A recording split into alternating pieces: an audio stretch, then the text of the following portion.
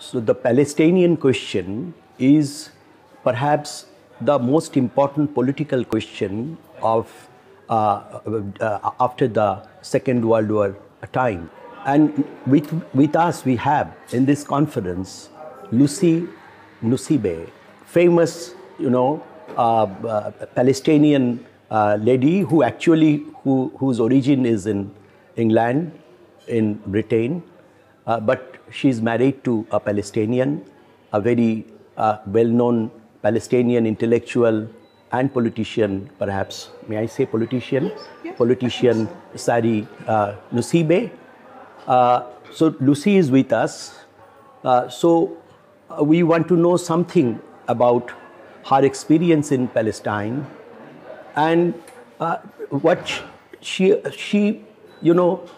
tries to find out a middle path, because there is extremity everywhere in Palestine, Israel side, everywhere there is much tension, much conflicts. So within this space, within this very conflict space, she wants to find a middle path. A voice of sanity is there. She talks about non-violence and many things. So Lucy, welcome to this short interview, and you have a very illustrious family background that I have found out that you are the daughter of very illustrious, very famous linguist and theorist, Professor J.L. Austin, and you have that Oxford background, and isn't it a sharp contrast from your experiences? How you spent your life there and life here? How do you contrast this, the experiences there as when you were just growing up as a lady, and then you married to Sari Nusseibeh, and your life here? Well, thank you very much for inviting me here to this CRG workshop and conference. It's a great pleasure to be here in Calcutta, and thank you for your questions and your introduction. Yes, you pointed out yourself that my husband is a famous Palestinian intellectual. So in many ways, the change from being brought up in the ivory tower of Oxford philosophy to Palestinian intellectual climate is perhaps not as sharp as it might be. But I think also being brought up among philosophers and intellectuals encourages one always to question and not to accept things as they are, but to look for reasons, to look for solutions, to understand better what is going on around one. And today happens to be Palestinian Solidarity Day, November the 29th. Oh, okay. And it is 70 years since the passing of Resolution 194, which emphasizes the right of return for Palestinian refugees. So this is a very important day. And this is an unrecognized right. There are so many millions of Palestinian refugees that it's a good opportunity to remind people of this long-standing injustice for the Palestinians. Every Friday, there are thousands of people from Gaza who march asking for the right of return. And I think it's important to acknowledge the non-violence in their marches. You mentioned that I work with non-violence, yes, but as a way of raising awareness, partly, about the need for justice for Palestinians and the need for a just and lasting solution to all aspects of the Palestinian issue. But Lucy, as we all know that there are extremities, absolutely, the Netanyahu's position and the Hamas's position, everyone seems to be taking a very, conflictual kind of stand, and the things that we see that the people have clashes on the street and throwing stones at the Israeli police and Israeli people, and their how inhumanly they are counteract. So, so in this way, how this is something that you are bringing up, this issue of non-violence and peace. How do you visualize that it would be successful in future, or does it have any future? Now, this is a very difficult question because for a long time there has been a two-state solution, and this is still the preference for the international community, that there should be a state for Palestinians and a state for Israelis. But with the rapidly increasing number of settlements in the occupied West Bank and the length even just of the occupation, it gets more and more difficult to envisage what such a state could look like, and even if it's possible at all. So it's something that's going to need a lot of creativity and political will if there is to be a solution, whether it is one state, a binational state, which many people favor, but is perhaps even harder to realize, or a two-state solution, or some kind of confederation. All of these are options which would be better, no doubt, than the continuing of the status quo, where every day there are violations against the Palestinians living under occupation. So in terms of non-violence, I think the extremists thrive on polarizing the populations. And I think this is a real danger, that people allow themselves to be polarized like this. So part of what I think is important is to humanize the other. I think this is, to me, one of the most important things to do in any intractable conflict, to encourage people to see each other as human beings, and not to see that they are the only ones who are right and that the others are all wrong. But do you think that the Israeli side, they will leave their Zionism back because the Zionism, all the parties there seems to be very Zionist parties still now? Yes? You know, there's a difference perhaps between the leading political parties and many people who see what is happening in terms of the occupation, and even in terms of the recent nation-state law, for instance, that was passed just this summer. There are many Israelis, there are many people, Jewish people in the diaspora, who are quite worried by the trend that this signifies. And, you know, things can take a long time. History is a slow process. And maybe it will get worse before it gets better, but I think maybe even if there are a lot of people who are right-wing at the moment, there will be a reaction. What I sense is that there are many decent people who are worried by what is happening. Okay, you have talked about that just holding the summit will not solve the problem. Rather, the women, they have to be more active, their performance, and they have to be very innovative, creative, and everything. You have, I've listened to one of your talks on YouTube,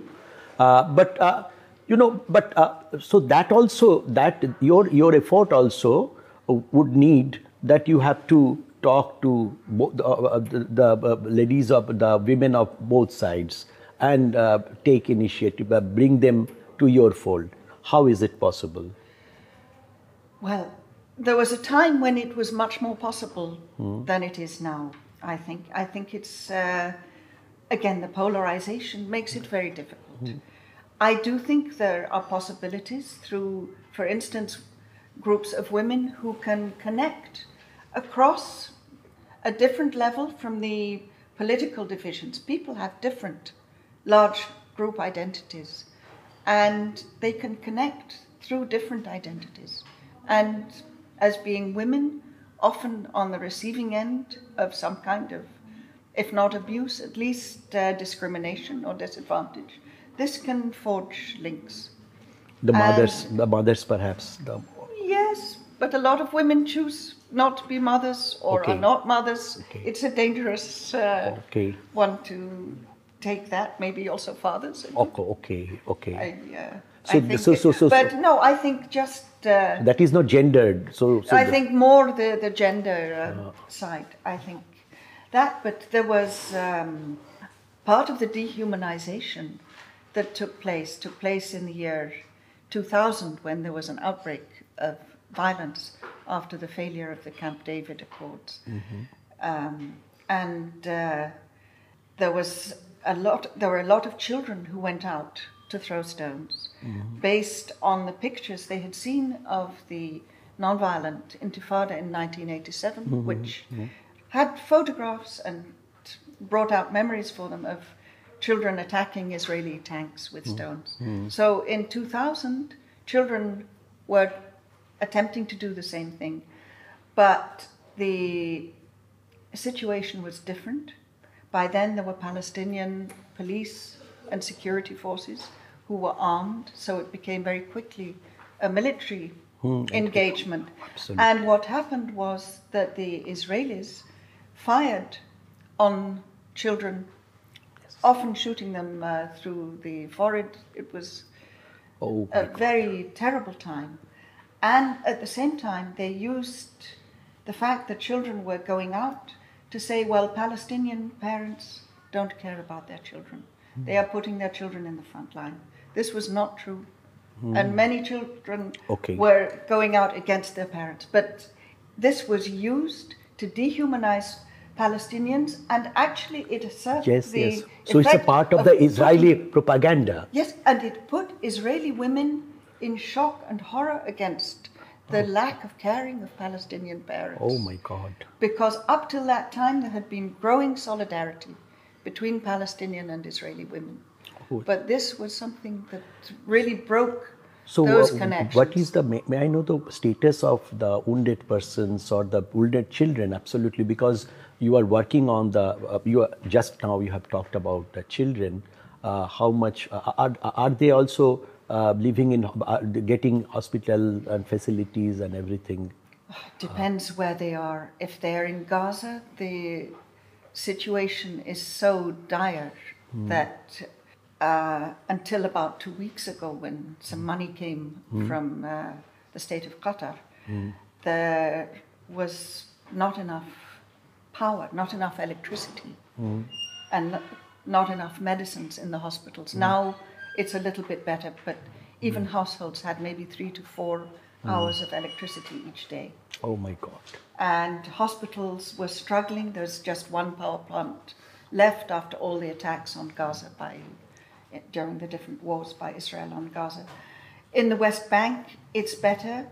There are also some children who are sent for treatment within Israel, just a small number who were taken care of in Israeli hospitals or in Palestinian hospitals in East Jerusalem.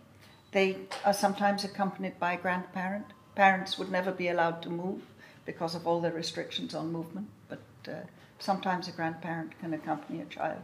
But for every person who is wounded, who is killed, you get maybe 10 to 12 who are wounded. So you have enormous numbers, again, especially in Gaza after the wars, who are wounded and disabled and not enough care, obviously.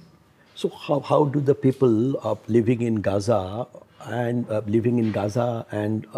the West Bank, is there any connectivity between them? How do they relate to each other and get news and everything?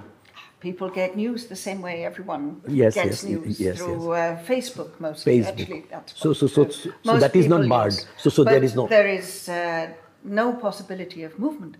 I live in Jerusalem, and I, as a resident of Jerusalem, where my husband is from,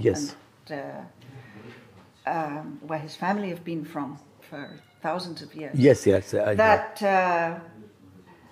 under Israeli law allows me freedom of movement, but people who are living in the West Bank are not allowed, in general, access to Jerusalem. And I have not been able to go to Gaza for nearly 20 years. Most people from the West Bank cannot get to Gaza. People from Gaza cannot get out. There is a tremendous fragmentation, both physical and, as a result, also psychological, among the Palestinian population. Now let's talk about also some bit of politics, because your husband is involved in politics and he is seen as a moderate voice, and the government has tried to silence these moderate voices, they say, and they put him behind the bars, and there were appeals, furors all over the world, and everyone, including Isa Berlin, they wrote Yes. for his release and everything. So, but the question is, do you think that even politically, now you are working in another field, it's more of social dimension. Your work has more social dimension. But politically, is it possible to hold a very sane and quote unquote moderate path in Israel-Palestine situation today? I think it's always possible. I just want to make one thing clear, that it was the Israeli government that imprisoned my husband. Yes. Yes, Actually, absolutely, during absolutely. the Gulf War. Yes, absolutely. Just I know to that. make that clear. Yes, I know. That it was the Israelis. Absolutely, the Israelis. And yes, it was very much at a time when he was being a moderate voice, and that was dangerous for people who didn't want moderate voices to be heard. But it's always possible. One interesting thing that is happening now, I think partly because of all the despair, which is the predominant emotion among Palestinians, and because partly even out of the Syrian horrible civil war, you have more Palestinians getting together from everywhere and forming new groupings to try to come up with new solutions. And I think this is an important and significant, interesting development, that you have refugees from Syria, from Lebanon, people from the Palestinian diaspora in Chile, which is huge, I think the largest number, from North America, Europe, and from within the occupied Palestinian territories, and from within 1948 to 67 Israel, Palestinian Israeli Arabs, and from everywhere, in fact, all the different Palestinian identities that have evolved over the last 70 years, now forming groups to look for new ways forward. And this doesn't involve extremism, although maybe I suppose some groups might be extremist. But in general, they're looking for what can be a lasting and just solution. One last question, that is how the people in Israel and how the people in Palestine receive you. Do they say a friend or a person, a negotiator? What? When I was first there, I was teaching in Birzeit University, teaching cultural studies, which was a compulsory course. Yes. And so I taught lots of students. And in those days, there were students from Gaza, from the West Bank. I got to know a lot of people. And I speak Arabic. And I am not telling anyone anything about nonviolence that they don't know. It's been very much a part of the Palestinian struggle from the outset, from the 1920s. There were nonviolent delegations. In 1936, there was one of the longest strikes in history as a nonviolent resistance. So it's always been there. 1987, the Intifada was civil resistance, disentangling nonviolently from the Israeli system. So I work in response to requests. If I'm asked by people within the Fatah movement to organize nonviolence training, I do that. But I'm not preaching anything. And now I'm working much more with with media, with training people to express their views through film, whether through mobile phones or through a normal camera. But this isn't something that's imposing myself. So I'm treated as someone working within Palestinian society, partly through the students and my experience, and partly just because Palestinians are really nice people and very welcoming. Of course. Thank you, Lucy Nusseibeh, for talking to us. And I hope that your journey in this direction will see success. Thank you so much. Thank you very much. Thank you. Thank you.